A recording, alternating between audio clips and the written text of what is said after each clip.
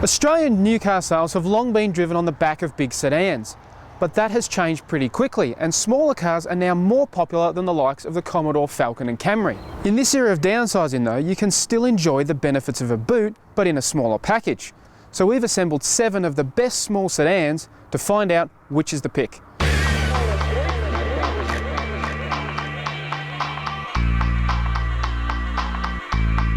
Our group included the Toyota Corolla, Mazda3, Ford Focus, Kia Cerato, Hyundai Elantra, Holden Cruze and Subaru Impreza. The important thing to remember with this latest crop of small cars is that they aren't particularly small. Compared to large sedans from a generation ago, these small sedans boast similar interior space thanks to clever packaging. All 7 are capable of comfortably carrying a family of 4, and all have big boots that are more than capable of swallowing the gear they need. Picking a winner won't be easy, so let's run through the strengths and weaknesses of each contender. Now, large sedans were practical family haulers, so how do these new smaller versions stack up? Well, I brought Sam along to help me find out.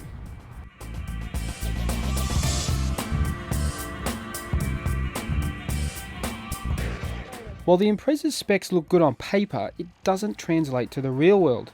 The engine offers only modest performance, and coupled with a CVT gearbox, it can be noisy under acceleration. The Impreza does offer a strong value option, with plenty of gear for the money, but that is largely offset by the lack of cap price servicing. The Impreza is a case of, I would say, function over form. I mean, the interior does everything you need, but it doesn't look particularly special. How's it in the back, Sam? Well, it's much the same, that same functional theme. You've got a good selection of storage, there's plenty of room. However, there is a big transmission hump in the middle of the floor and there are no rear air vents in this car. The Cruze's turbocharged engine packs the most punch in this group. It's got plenty of pulling power from down low in the rev range, which makes it feel punchy off the mark. However, the downside of that extra grunt is extra thirst, and the Cruze is the least fuel efficient in this test. While it may be loaded with gear, you can't escape the fact the Cruze just feels, well, quite frankly, cheap inside. I mean, the seats are hard and unsupportive, and the leather just doesn't feel particularly nice. What do you think, Sam? It's much the same in the back, to be honest with you. There's enough room and it offers everything that the other cars offer. However, it's hard to look past the road noise. It's actually really noticeable in the back, particularly on coarse-chipped sections of road. It may be getting old, but the Focus is still a great car to drive. Dynamically, it's the pick of the group, with a willing engine, nice steering, and a ride that balances comfort with responsiveness. There's no escape in the fact that the Focus is the oldest as soon as you get inside. The dash is really busy, lots of buttons and dials. But I've got to say, the seats are actually my favourite. They're the most comfortable and the most supportive. Steve, I think it's fair to say that the competition has moved ahead since the Focus was first designed, and frankly it feels a little bit cramped in the back. There's very little leg room, probably the least on offer here, and the seat backs are quite short as well, so you feel like you're really squished in. The Cerato impresses on the road. Like the Focus, it combines a sporty responsive drive with a comfortable ride. The engine can get noisy at times, but it offers up good performance. The Cerato is arguably the pick of the bunch in terms of its interior. There's a real style to the design that actually makes it look nice, but also a thoughtfulness that makes it easy to live with. There's just clever little things that make it a nice car to be in. It's much the same in the back, Steve. You've got plenty of legroom and headroom, a nice flat floor, rear air vents, which definitely worth commending Kia on that one. But the biggest criticism is the hard plastic seat backs and also the hard sleeves on the doors. Unlike the Kia's 2-litre engine, the Elantra has to make do with a less powerful 1.8-litre unit, so it lacks the same punch when you hit the accelerator. Although the Elantra shares a lot of its underpinnings with the Cerato, the Kia's suspension tuning is slightly better suited to local roads. But the Elantra does arguably offer better value than the Cerato, with more standard gear including satellite navigation. Now, with the Elantra and the Cerato so closely related, not surprisingly they're very similar inside.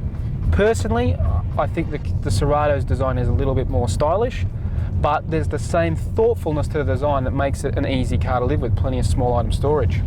It's the same in the back. I think Kia have probably pulled off the design brief a little bit better. You actually get rear air vents in the Kia, whereas you don't in the Hyundai. And also there's inferior storage in this car. So just little things like that that make the Kia probably the better rear seat package of the two.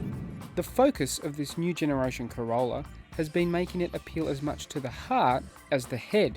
While it isn't the class leader dynamically, it is still a big step up from the old Corolla. The ride is comfortable, and there is still the same strong value argument that will appeal to the head. While the interior of the Corolla is more functional rather than stylish, it is very comfortable, particularly the seats. How about you, mate?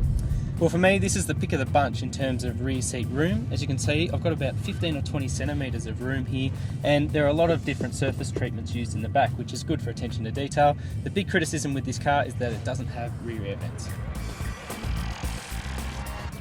The Mazda3 lives up to Mazda's zoom philosophy with a sporty drive that almost matches the Focus. Unfortunately, that also means a firm ride, but the 3 compensates in other ways. The 3's engine offers good performance and the best fuel economy figures in this group, and by some margin.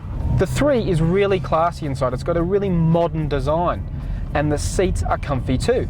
The only small criticism I'd have though is the lack of small item storage, which you really want in that day-to-day grind. Steve, I love the attention to detail in the back. You've got nice red stitching in the leather seats and also some carbon fibre treatment on the door skins. However, it is hard to escape the fact that this is a very tight back seat. Picking a winner out of such a big field isn't an easy task, but as the sales charts have shown, ultimately it comes down to a 2-horse race between the Toyota Corolla and the Mazda3. While it's a safe bet one of these 2 cars will be Australia's most popular by the end of the year, if it was our money, we'd be taking the Mazda3. The Mazda3 may not be quite as spacious as the Corolla, but it has the Toyota covered in the other key areas. It's well equipped, good value, looks sophisticated inside, it's fun to drive and easy on fuel. Ultimately, it does all the things we used to expect from a large sedan, just in a smaller package.